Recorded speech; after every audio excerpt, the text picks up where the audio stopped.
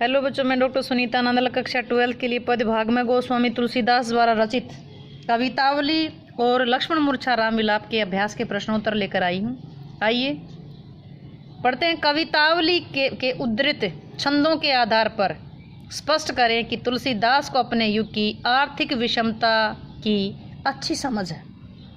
कवितावली से जो छंद थे, कवितावली में कौन कौन से आए थे? कवितावली आया था और दो जो पद्यांश थे उसमें कवितावली था, तीसरा सवैया था।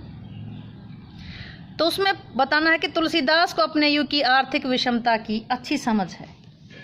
भले ही तुलसीदास राम भक्त कवि थे, परंतु अपने युग की परिस्थितियों से वे भली प्रकार परिचित थे। उन्होंने तत्कालीन लोगों की सामाजिक आर्थिक स्थिति को समीप से देखा, नज़दीक से देखा। इसलिए कवि ने ये माना कि उस समय लोग बेरोजगारी के शिकार थे, कोई काम धंधा नहीं था जिससे वो अपना पेट भर सकें। अर्थात विषमता के कारण अमीर और गरीब में बड़ी खाई बन चुकी थी। लोगों में गरीबी और भूखमरी फैली हुई थी। मजदूर, किसान, जो पहला पद पढ़ा था ना, कवित पढ़ा था, मजदूर, किसान, व्यापारी, भिखारी, कलाकार सब काम ना मिलने के कारण परेशान थे।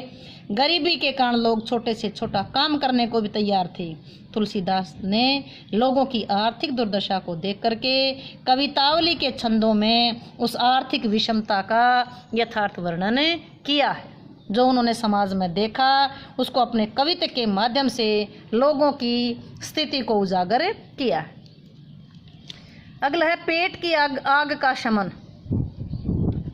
पेट की आग का शमन ईश्वर यानी राम भक्ति का मेघ ही कर सकता है। तुलसी का यह काव्य सत्य है। काव्य सत्य क्या इस युग में भी युग सत्य है? तर्क सहित उत्तर दीजिए। मतलब जो पेट की आग को केवल श्री राम ही दूर कर सकते हैं, श्री राम ही बुझा सकते हैं, क्या ये बात आज के युग में भी सत्य है? तर्क सहित उत्तर दीजिए। तुलसीदास जी ने स्वीकार किया है कि मनुष्य की पेट की आग को ईश्वर भक्ति रूपी बादल ही शांत कर सकते हैं। तुलसी का यह काव्य सत्य प्रत्येक युग पर चरितार्थ होता है। भले ही माता पिता बालक को जन्म देते हैं, परंतु ईश्वर ही उसके कर्मों के फल के रूप में भाग्य देता है। जन्म कौन देते हैं? माता पिता। भाग्य कौन देता है? ईश्वर देता है, उनके कर्मों के अनुसार देता है। हम अपने चारों ओर देखते हैं कि करोड़ों लोग कोई ना कोई व्यवसाय कर रहे हैं। कुछ लोगों को आशातीत सफलता मिल जाती है, परंतु कुछ लोग मेहनत करके काम करते हैं फिर भी उन्हें सफलता नहीं मिलती। अनेक लोग उद्योग धंधा चला रहे हैं, लेकिन सभी अंबानी बंधु नहीं बन पाते। इसे हम ईश्वर की कृपा के सिवाय कुछ नहीं कह सकते। सच्चाई तो ये है कि मेहनत के साथ साथ ईश्वर की कृपा भी होनी चाहिए। सच ही कहा गया है कि गुणावंत न जामिए, जामिए भागावंत। भागावंत के द्वार पड़े खड़े खड़े गुणवंत। भागावंत के द्वार खड़े खड़े खड़े गुणवंत। तो आज के युग में भी जो केवल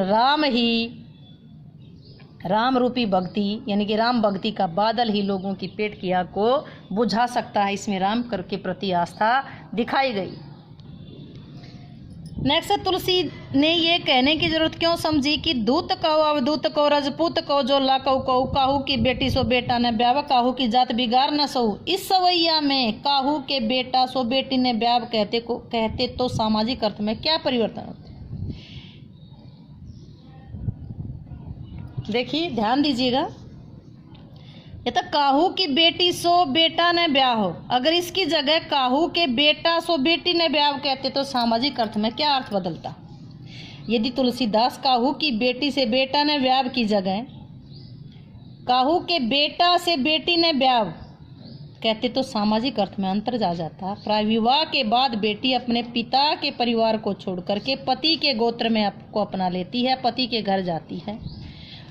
यदि कभी सामने अपनी बेटी के ब्याह का प्रश्न होता तो कुल गोत्र के बिगड़ने का भय भी होता, जो लड़के वाले को नहीं होता। यदि कवि के सामने अपनी बेटी के ब्याह का प्रश्न होता तो कुल गोत्र के बिगड़ने का डर होता, जो लड़के वाले को नहीं होता। यहाँ जो लड़का पक्ष है उसको अहमियत दी गई है।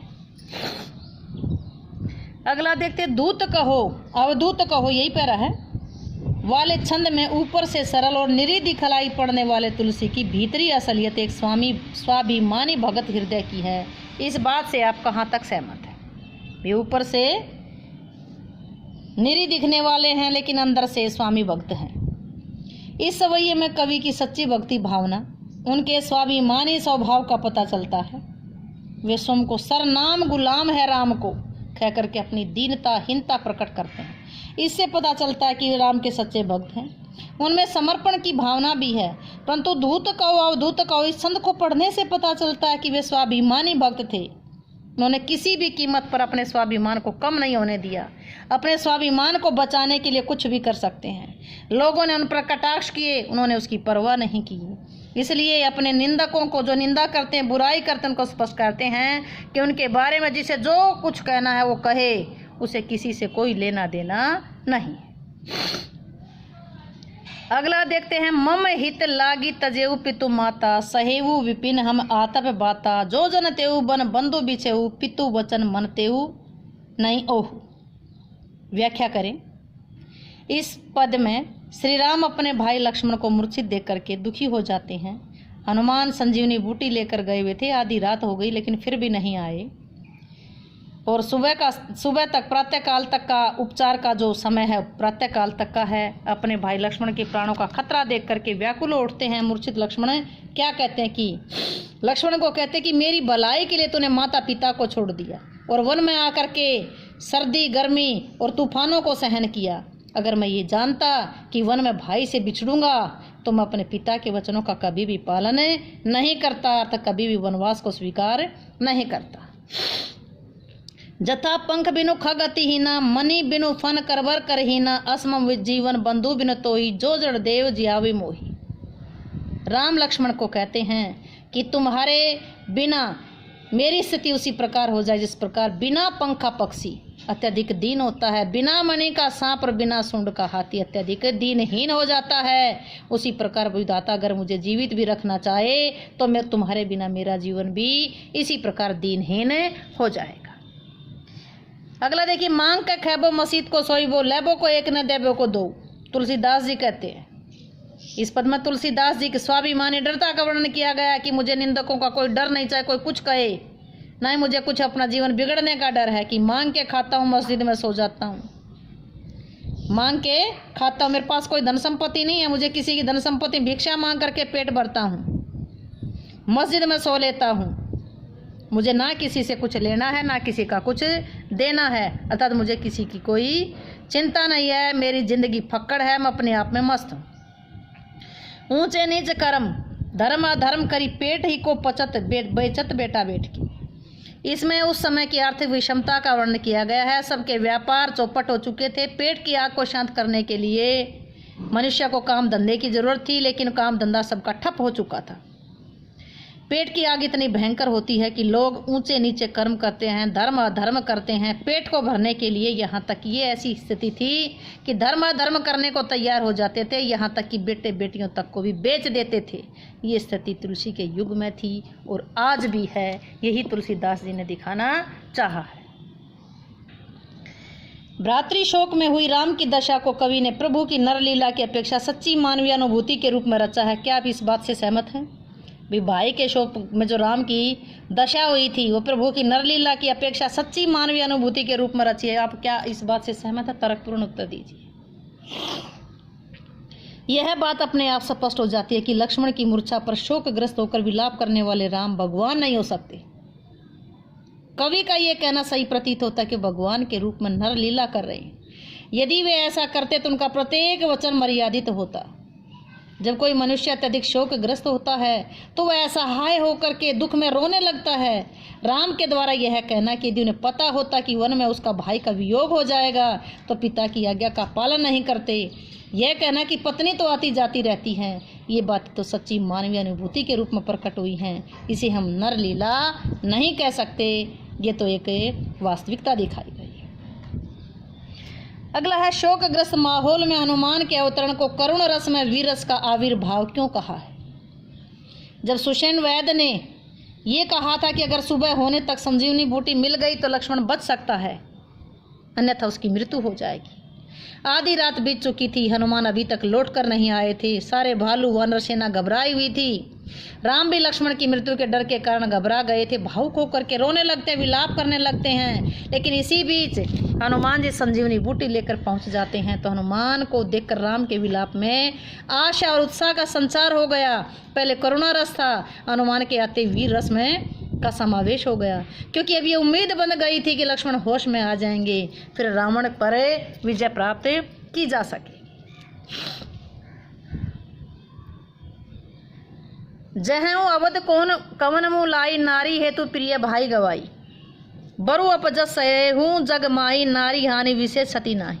भाई के शोक में डूबे राम के इस प्रलाप वचन में स्त्री के प्रति कैसा सामाजिक दृष्टिकोण संभावित है। इस प्रकार के विलाप को सुनकर के विलाप करने वाले को पत्नी को तो बुरा ही लगेगा, विलाप करने वाले की पत्नी को तो बुरा ही लगेगा। लेकिन ये सच्चाई है कि समाज में प्रलाप का कोई अर्थ नहीं होता।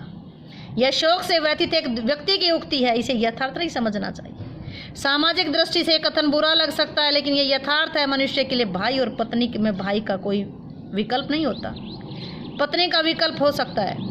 उदाहरण के रूप में यदि किसी की पत्नी का देहांत हो जाता है तो दूसरा विवाह करके पत्नी ले आता है, लेकिन भाई का देहांत होने पर दूसरा भाई नहीं ला सकता। इस उक्ति से यह भी अर्थ प्रकट हो सकता है कि प्राय लोग पत्नी को भाई से अधिक महत्व देते हैं। कभी कभी ऐसे उदाहरण देखे जाते हैं कि जहाँ लक्ष्मण जैसे भाई अपनी भाभी के लिए अपनी जान देने को तैयार रहते हैं, परंतु आज ऐसा भी देखने में आता है कि पुरुष अपनी पत्नी के लिए भाई तक को छोड़ देता है। आज की कहानी है ये। अतः नारी के प्रति सामाजिक दृष्टिकोण सर्वत्र एक जैसा नहीं है जो इसमें दिखाया गया।